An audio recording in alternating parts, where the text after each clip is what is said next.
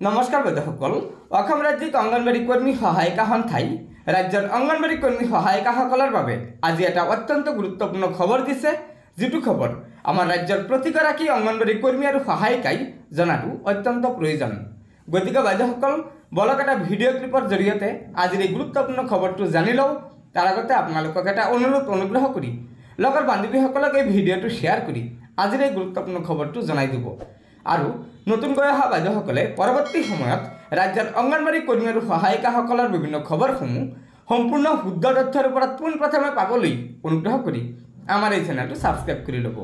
গতিকে বাইদেউসকল বলক আমি আগবাঢ়ি যাওঁ। অসমত বাৰু আমাৰ মুখ্যমন্ত্ৰীয়ে বিজেপি চৰকাৰৰ মুখ্যমন্ত্ৰী তেওঁ বাৰু আমি CI2ৰ লগত থকাৰ কাৰণে বেয়া পাইছে, এইটো আমি মানি ল'লোঁ।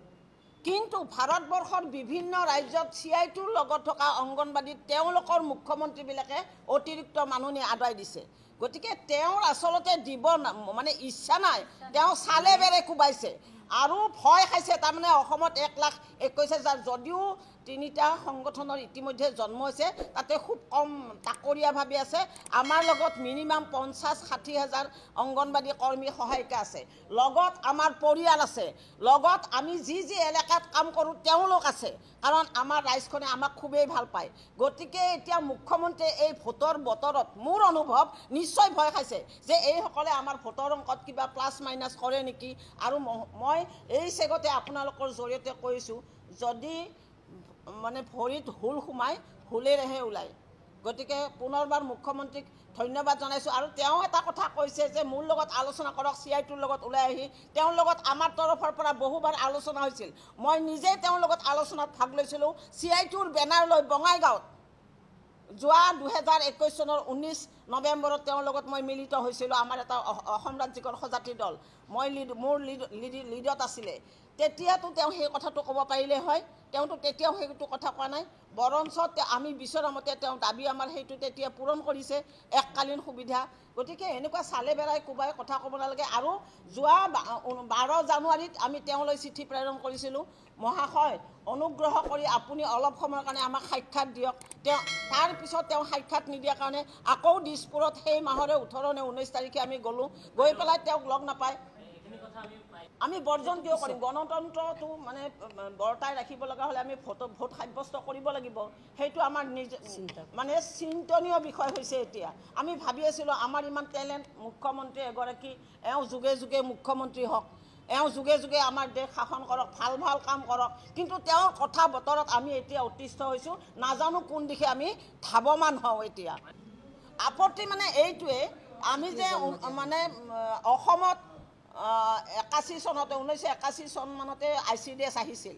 তেতিয়া এগৰাকী সহায়িকাৰ মানে মাননি আছিল 175 টকা, কৰ্মীৰ মাননি আছিল 175 টকা আৰু সহায়িকাৰ মাননি আছিল 50 টকা। এই টকাখিনিলৈ হাবু ডাবু খাই ফুৰিছিল অসমৰ অংগনবাদীয়ে। কালক্ৰমত তেওঁ কংগ্ৰেছৰো বিত্তমন্ত্ৰী হ'ল। আমাৰ বৰ্তমানৰ মুখ্যমন্ত্ৰীয়ে কংগ্ৰেছৰ দিনতো বিত্তমন্ত্ৰী হ'ল।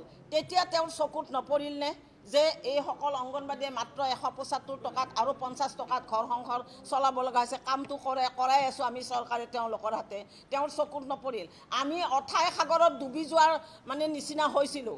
সেই সময়তে 1999 চনত CI2 নামৰ মহাসংগঠনটোৱে আমাক লগ পাই কিনে আমাক নীতি দিহা পৰামৰ্শ দিয়ে আমাৰ অসম ৰাজ্যিক অংগনবাদী কৰ্মী সহায়িকা সন্থাৰ জন্ম দিলে। তেতিয়াৰে পৰাই আমি CI2ৰ লগত থাকি আমি কিছু সুবিধা চৰকাৰৰ পৰা ল'ব মানে লৈছোঁ। আজি নাৰী সবলীকৰণ আপোনালোকে তেওঁক চাওক, তেওঁলোকে বনোৱা ফ্লাইঅভাৰৰ তলত কিমান খেতা চকুৰ মহিলাই পাচিয়ে শিল উভাইছে আৰু তেওঁলোকে বৰ হৰফেৰে লিখিছে নাৰী সবলীকৰণৰ কথা। গতিকে এইবিলাক কথা আপোনালোকে নক'ব প্লিজ মুখ্যমন্ত্ৰী মহোদয়। আৰু প্লিজ মাননীয় অজন্তা বাইদেউ, আপুনি মহিলা মানুহ, আপুনিও মানে স্থিতিটো সবল ৰাখক।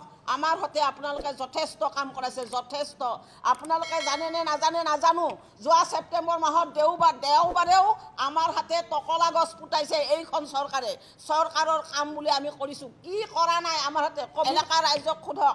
তথাপিও আপোনালোকে চালে বেৰে কোবাই কথা নক'ব, মাননিখিনি বৃদ্ধি কৰাৰ কথা ভাবক আমি পুনৰ উদ্যমেৰে কাম কৰিম আজিৰ শিশু কালিৰ নাগৰিক কৰি আমি যত্ন কৰিবৰ প্ৰয়াস কৰিছোঁ গতিকে এই প্ৰয়াসত আপোনালোকে আমাক সঁহাৰি জনাওক ধন্যবাদ গতিকে বাইদেউসকল এয়া নিশ্চয় অসম ৰাজ্যিক অংগনবাড়ী কৰ্মী আৰু সহায়িকা সন্থাৰ সভানেত্ৰী জয়মতী দাস ডাঙৰীয়ানীয়ে ৰাজ্যৰ অংগনবাড়ী কৰ্মী আৰু সহায়িকাসকলৰ বাবে এটা অত্যন্ত গুৰুত্বপূৰ্ণ খবৰ দিছে যিটো খবৰ আমাৰ ৰাজ্যৰ প্ৰতিগৰাকী অংগনবাড়ী কৰ্মী আৰু সহায়িকাই জনাটো অত্যন্ত প্ৰয়োজন সেয়েহে লগৰ বান্ধৱীসকলক ভিডিঅ'টো শ্বেয়াৰ কৰি আজিৰ এই গুৰুত্বপূৰ্ণ খবৰটো জনাই দিব আৰু নতুনকৈ অহা বাইদেউসকলে পৰৱৰ্তী সময়ত ৰাজ্যৰ অংগনবাড়ী কৰ্মী আৰু সহায়িকাসকলৰ বিভিন্ন খবৰসমূহ পোনপ্ৰথমে পাবলৈ অনুগ্ৰহ কৰি আমাৰ এই চেনেলটো ছাবস্ক্ৰাইব কৰি ল'ব গতিকে বাইদেউসকল আজিৰ ভিডিঅ'টো ইয়াতে সমাপ্ত কৰিলোঁ ধন্যবাদ জয় আই অসম।